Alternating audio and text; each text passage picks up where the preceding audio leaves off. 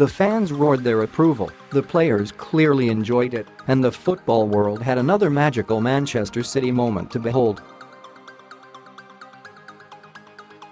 But one man was clearly not happy.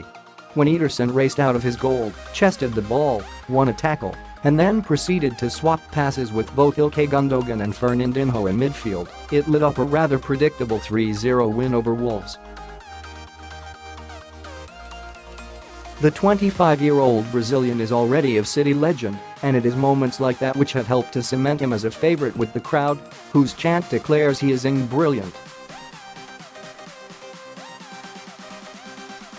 Pep Guardiola watched his midfield cameo with a stony face, his arms folded, like a headmaster who had just caught one of his pupils doing something very naughty.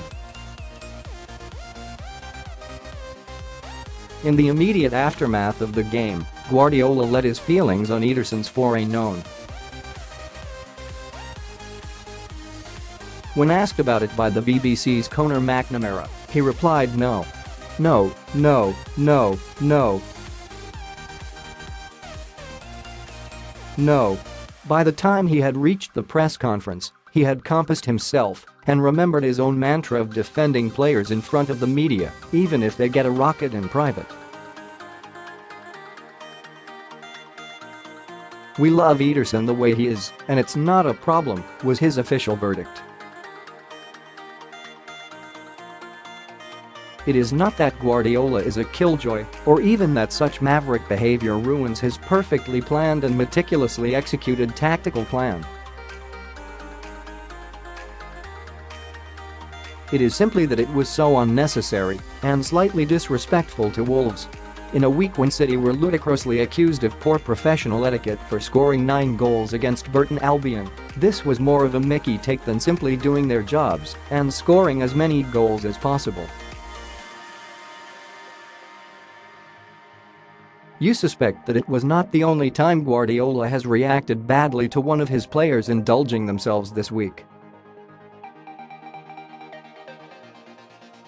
Kyle Walker scored the 8 of those 9 goals against Burton, racing forward and nipped in ahead of Phil Foden on the penalty spot in a blatant attempt to get on the scoresheet.